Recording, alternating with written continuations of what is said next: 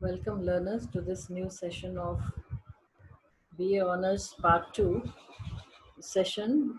We are beginning here with paper 3rd, the drama Macbeth, Act 3, and the first scene.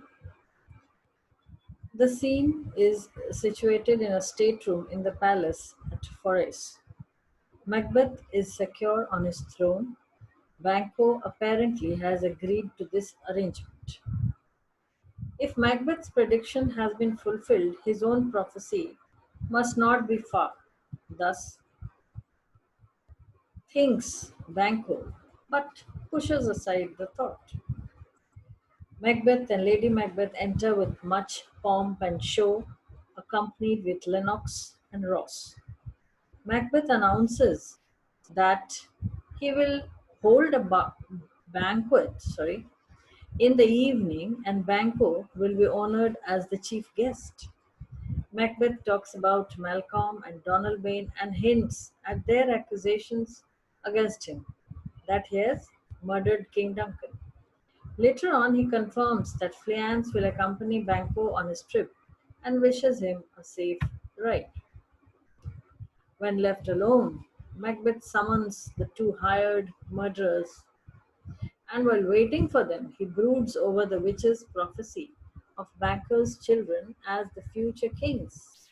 It was one of the other prophecy, and now he is determined to put an end to that prediction by killing Banquo and Fleance.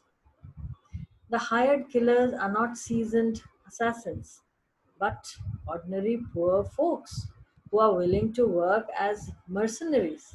That is, they fight for money. You give them money and they'll do anything. They'll murder anyone, they'll fight for you. Macbeth blames Banquo for their plight, so that now they have an enemy who is common to their cause, an enemy to the murderers and an enemy to Macbeth himself. So the whole they as a whole they are against Banquo. Macbeth himself is unable to punish Banquo because of the strong support which he has of loyal friends amidst the army, or you could say the kingdom. Hence the need of hired murderers. Further, he gets into the details of the murder. They must attack Banquo when he returns from the ride at a certain distance from the palace, and they must kill Fleance at the same time. So, the place has been chosen, the directions given, everything has been exchanged. Now, from the point of view of action, the scene is very significant, for it shows Macbeth's progress of criminality. How, after King Duncan, another person comes, and that is, he'll be killing Banquo and Fleance. He has mastered the art of deceit and dishonesty and throttled his conscience altogether. We find the gradual fading away of Lady Macbeth from his life. We don't have a scheming Lady Macbeth with him. He's all alone. He has taken hold of the reins in his own hands. He does not share this with her. We find Macbeth planning the murder of Banquo all by himself. He cannot forget the witch's prophecy of Banquo's descendants to the throne.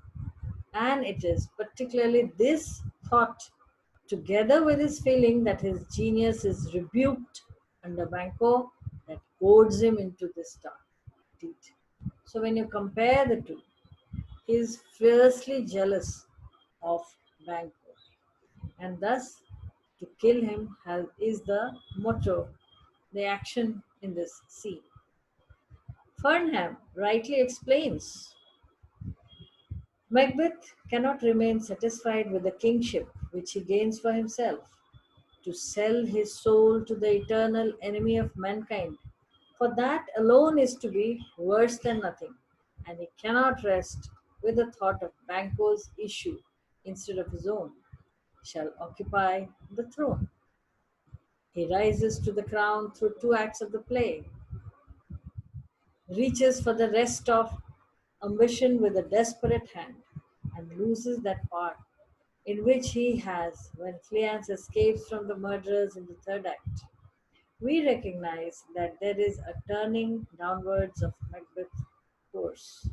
So a countdown for Macbeth has already begun.